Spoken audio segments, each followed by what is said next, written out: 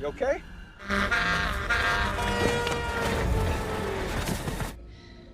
It's the doll, Ed.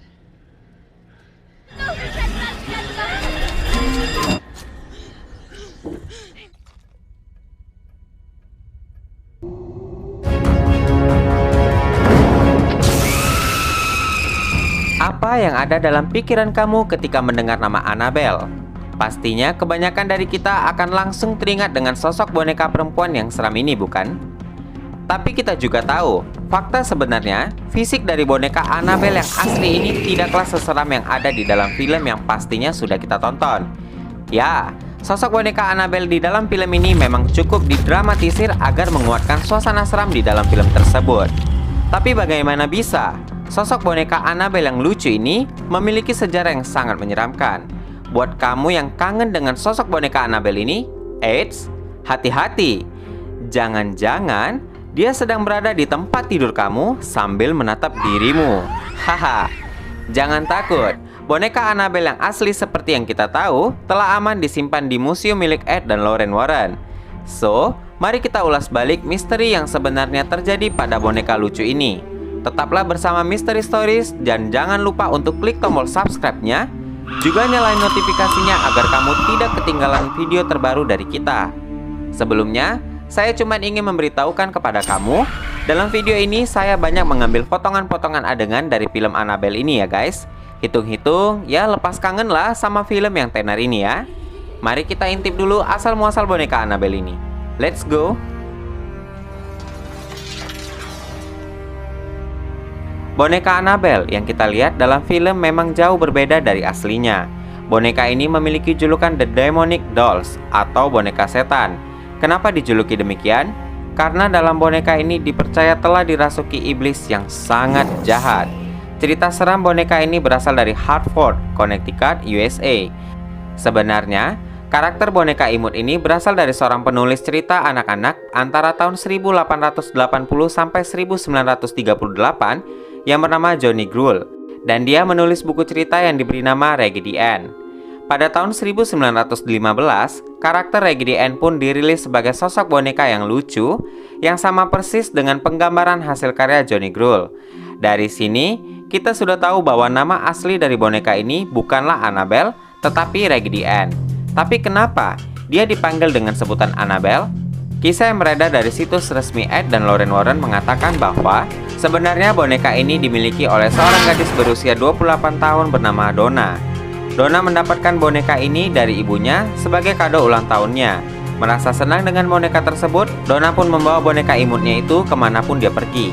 Hingga ketika dia mulai dewasa dan menginjak usia 28 tahun, Donna pindah ke sebuah apartemen dan membawa boneka tersebut ke apartemen yang dia sewa bersama temannya yang bernama Angie. Keanehan mulai dirasakan mereka berdua ketika Angie pertama kali menyadari bahwa boneka milik Donna ini berubah posisi tanpa disadari. Dan hal itu juga disadari oleh Donna. Pada awalnya mereka hanya merasa ini kebetulan biasa. Namun pada suatu malam, Donna dikejutkan dengan keberadaan boneka miliknya yang tiba-tiba sudah tidur di samping dirinya dalam posisi menyamping dan seakan-akan menatap Donna. Dan sontak, ini membuat Donna dan Angie terkejut. Namun mereka masih menyimpan boneka tersebut. Hingga suatu hari, tunangan dari Angie yang bernama Lou menginap di apartemen milik Donna dan Angie. Donna dan Angie juga sempat menceritakan kejadian-kejadian aneh yang mereka rasakan terhadap boneka tersebut. Dan setelah beberapa hari Lou yang menginap di apartemen milik mereka, boneka ini mulai menunjukkan aksinya dan mengganggu Lou. Angie dan Lou menemukan secari kertas kusam bertuliskan "Tolong kami, tolong Lou". Kertas kusam yang berasal dari kertas kulit ini memang sangat asing, di mana kertas ini tidak mungkin berasal dari tahun 1970-an. Hal ini tambah membuat tiga remaja ini pun semakin ketakutan. Hal yang makin gila yang mereka temukan adalah boneka ini sudah bisa berpindah-pindah tempat dengan sendirinya. Pagi hari, boneka ini masih terletak di kamar Donna. Namun setelah mereka pulang kuliah atau beraktivitas lainnya, mereka bertiga bisa menemukan boneka ini berada di dapur atau terkadang berada di ruang TV tanpa ada yang memindahkan dirinya. Dan Donna juga pernah mendapatkan posisi boneka itu sedang berada di atas tempat tidurnya dengan bercak dan tetesan darah di tangan boneka tersebut. Merasa sudah tidak wajar lagi dengan kelakuan boneka Raggedy Ann ini, mereka memutuskan untuk membawa boneka ini ke seorang paranormal. Paranormal itu lalu mengatakan bahwa ternyata boneka Raggedy Ann ini telah dirasuki oleh arwah anak kecil bernama Annabelle Higgins. Arwah anak kecil berusia 7 tahun ini menggunakan boneka Raggedy Ann ini sebagai medianya untuk bersemayam. Arwah anak kecil ini memang berasal dari lahan yang sama di mana apartemen Donna ini didirikan. Itu sebabnya arwah anak kecil ini bisa merasuki boneka tersebut. Paranormal itu mengatakan bahwa boneka ini akan aman setelah dia melakukan beberapa ritual pengusiran setan dari boneka tersebut. Setelah itu, Donna dan Angie memang tidak pernah mendapatkan gangguan lagi dari boneka tersebut. Tetapi arwah Annabelle ini malah mengganggu Lou. Hingga suatu hari Lou mengatakan bahwa dia bermimpi buruk dan dia dicekik oleh sosok boneka Annabelle tersebut. Dan dia merasa kejadian dalam mimpi ini sangat nyata. Lou juga mengatakan bahwa dia pernah mendapatkan bekas cakaran yang sangat dalam di punggungnya ketika dia menemukan posisi boneka Annabelle ini tadi berpindah tempat ke suatu sudut ruangan dan seolah-olah menatap dirinya. Dan tiba-tiba dia merasa ada suatu makhluk besar berada di belakangnya dan mencakar punggungnya. Setelah kejadian menyeramkan itu, mereka bertiga berinisiatif menemui seorang pastor yang akhirnya mengarahkan mereka untuk menemui pasangan Ed dan Lorraine Warren pada saat itu. Akhirnya mereka pun menceritakan segala kejadian aneh yang terjadi pada boneka tersebut. Ed dan Lorraine menyetujui untuk membantu mereka dan membawa pulang boneka tersebut ke rumah Ed dan Lorraine. Dan pada saat mereka membawa pulang boneka Annabelle ini, berbagai kejadian aneh pun menimpa pasangan suami istri ini. Seperti power steering yang berkali-kali macet, mobil yang mogok dengan sendirinya, dan sampai-sampai rem mobil mereka blong.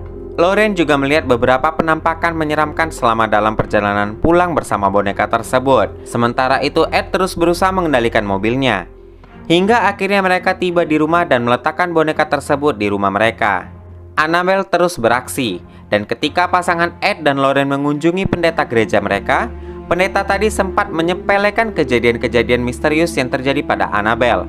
Pasangan Ed dan Lorraine meyakinkan sang pendeta untuk mau melakukan pengusiran setan dari boneka tersebut, yang akhirnya disetujui dengan berat hati oleh sang pendeta. Pada malam hari, setelah menyetujui untuk melakukan pengusiran setan dari boneka Annabelle ini, sang pendeta tersebut mengalami kecelakaan mobil yang sangat fatal dan langsung menghubungi Ed dan Lorraine.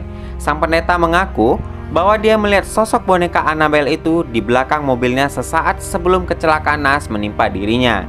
Padahal, boneka itu berada di rumah Ed dan Lorraine pada saat kecelakaan itu terjadi.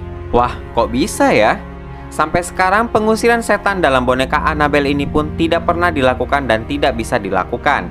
Hingga akhirnya pasangan Ed dan Lorraine memutuskan untuk mengurung arwah jahat yang bersemayam dalam boneka Annabelle ini di sebuah peti kaca di ruang bawah tanah di Museum Okultisme milik Ed dan Lorraine. Di sana, terdapat larangan keras untuk tidak membuka peti kaca tersebut dan dilarang untuk meledek dan menghina serta menyepelekan hal mistis yang ada di dalam boneka tersebut. Menurut Ed dan Lorraine sendiri, di dalam boneka itu bersemayam bukan sekedar arwah biasa, namun sosok iblis yang sangat jahat yang dapat mengancam manusia. Hingga kini, sosok boneka Annabelle itu dapat kita kunjungi di The Warrens Occult Museum yang terletak di Monroe, Connecticut dengan izin khusus. Dan begitulah misteri yang ada di balik boneka menyeramkan bernama Annabelle ini. Dan kasus boneka Annabelle ini menjadi kasus terbesar yang pernah ditangani oleh Ed dan Lorraine Warren. So, gimana menurut pendapat kalian? Kasih komentar kamu di bawah ya guys. Atau adakah di antara kamu yang berminat untuk mengunjungi museum mereka? Ingat, hati-hati, jangan coba-coba untuk membuka peti kaca dari boneka tersebut. So, terima kasih buat kamu yang telah menonton video ini sampai habis. Hey, bila kamu suka dengan video ini, kasih like-nya. Jangan lupa juga untuk subscribe channel ini dan juga nyalain notifikasinya agar kamu mendapatkan notifikasi saat aku upload video terbaru. Saya Krisna Rams undur diri. Terima kasih telah menonton video ini. See you on next video guys. Bye-bye.